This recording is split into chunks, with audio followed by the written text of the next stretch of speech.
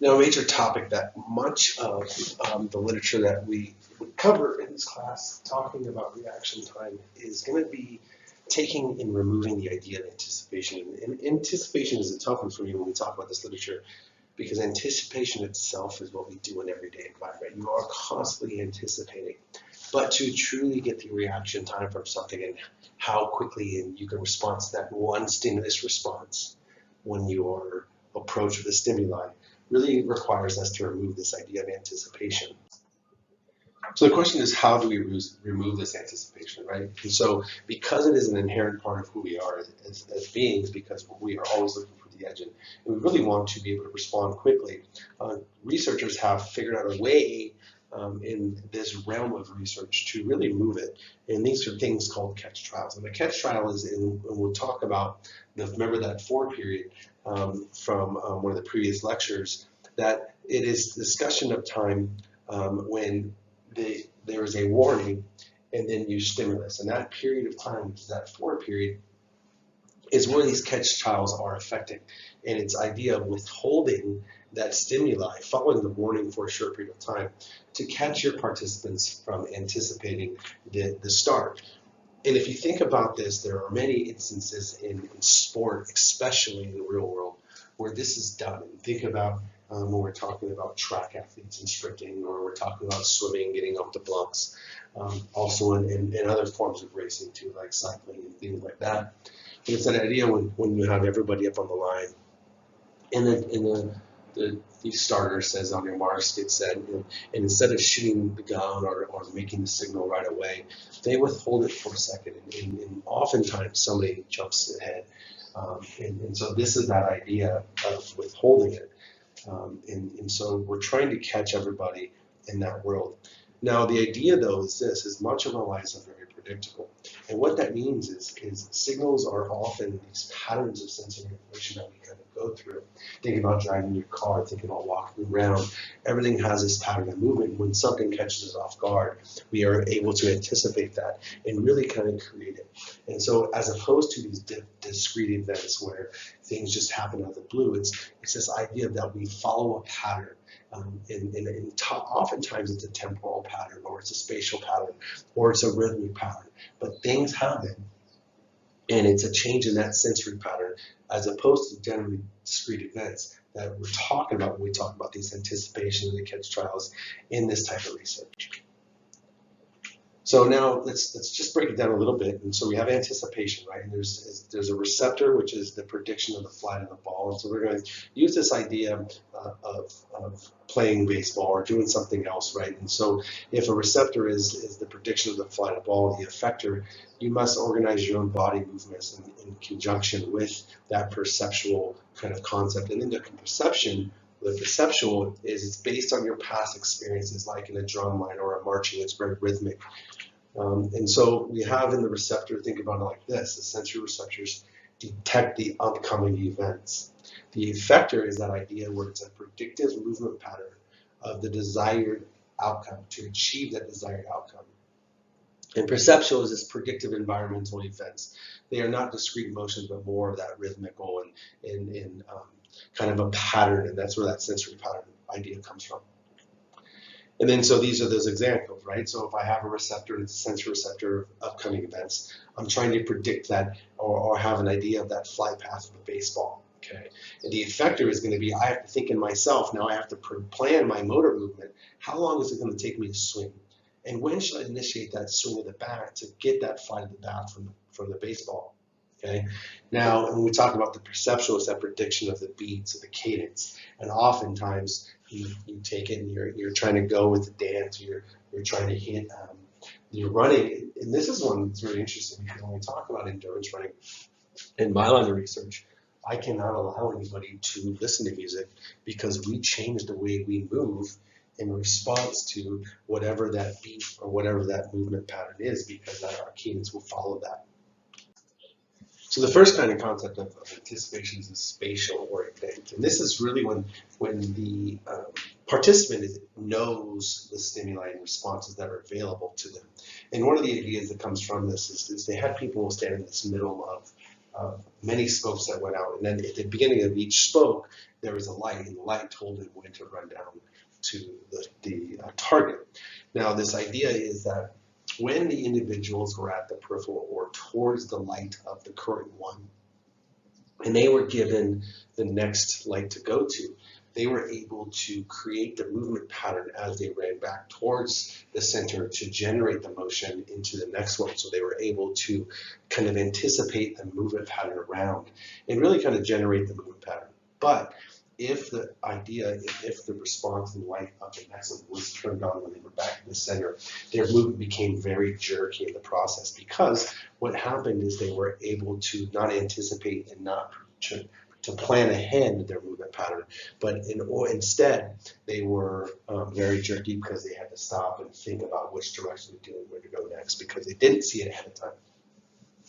You know, what happens with the spatial or event anticipation, it really kind of bypasses this response selection because they've already been able to do it. So they've already stimulated, they go right to the response pattern, which shortens the reaction time. So spatial event anticipation goes really in the idea of that no.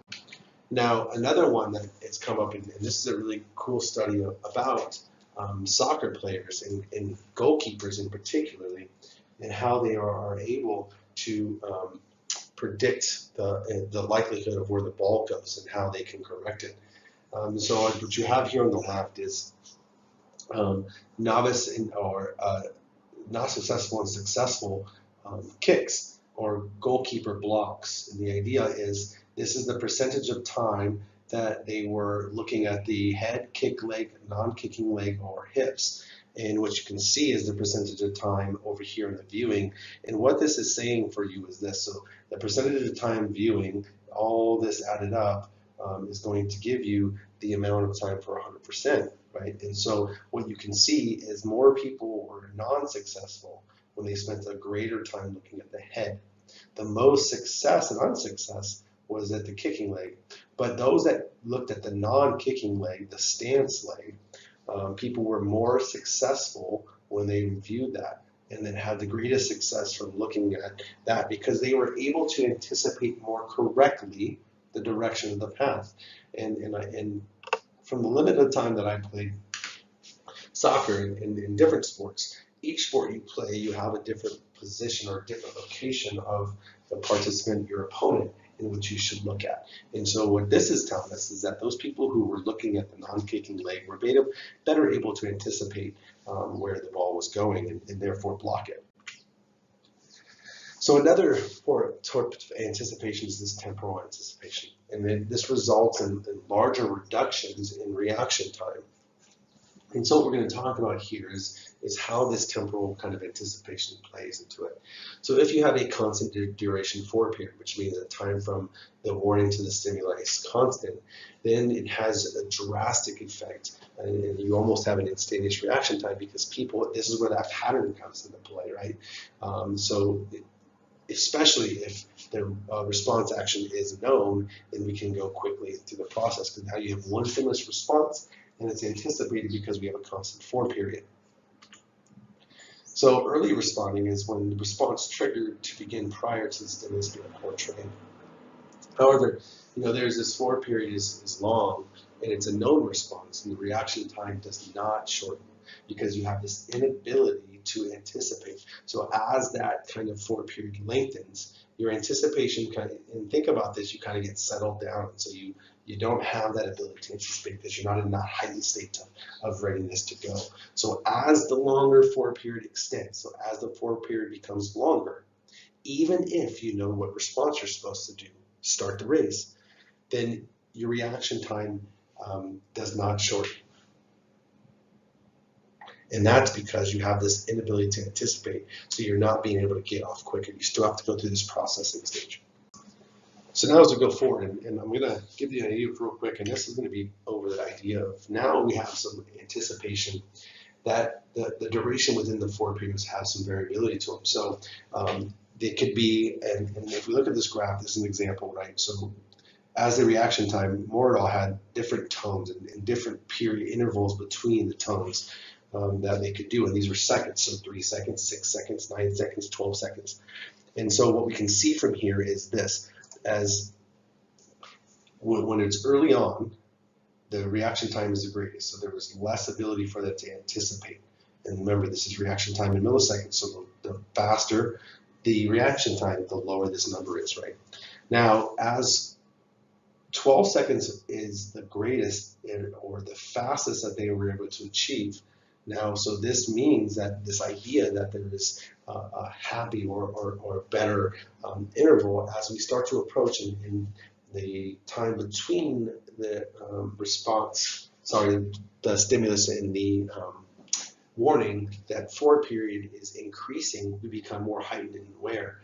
But as it approaches, and what you can see here is after 12 seconds, our attention and our ability to anticipate decreases again. So this tells us there may be a happy, a specific location where it's most predictable forward period yields this shortest reaction time, right?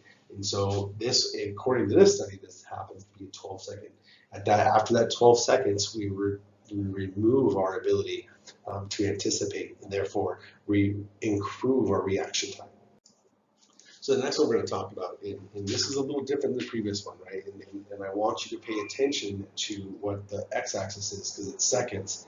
And so we're still in that initial portion of the first one. Remember, the last one was 12 seconds was optimal, so now we're at 2.4 seconds. But this is the idea of aging forward periods. Without catch trials, and as somebody is warning approach and then before the stimulus, as that time between the warning and the stimulus increases, we are becoming more and more ready for it. We're anticipating it more and more because we're expecting it to come.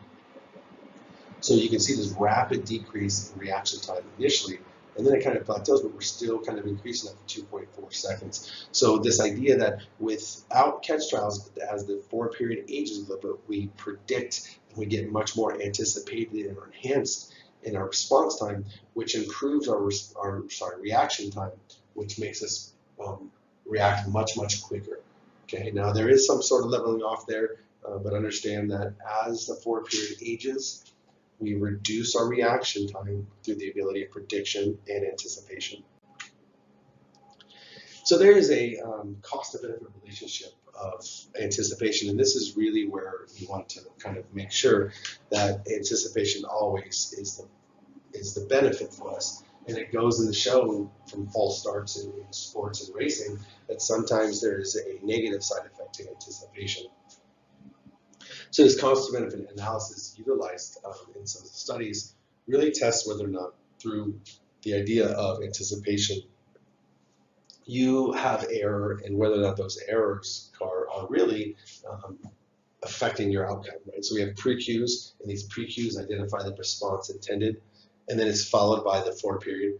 And then we have the options, and the options are whether or not that the pre-cue, which is telling you which way to go and giving you that ability to anticipate, is in actual truth with whatever the actual stimuli is, right? So the options are it's neutral, which the pre-cue has nothing to do with the response or the stimuli.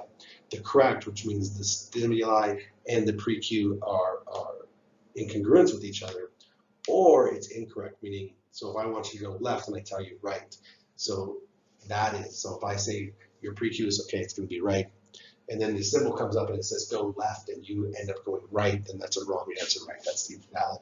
So that's where this comes into play, is the pre-cue is either going to be correct or incorrect. And so what we know is that from a number of studies, and I presented the one by Posner and his group, and this idea that as we look at it, the percent of error increases on this graph when we're given an invalid pre-cue. So if I've told you to go this direction and that direction, then it increases over the neutral and the valid. Now, this is the interesting part, is if the forward period is between 200 and 400 milliseconds, you have the greatest error, right? Now, as the forward period increases, so as you have an aging forward period, there is a reduction in the error percentage of the invalid responses. It's still not nearly as accurate as the neutral or the valid response, but you do have the ability to come up.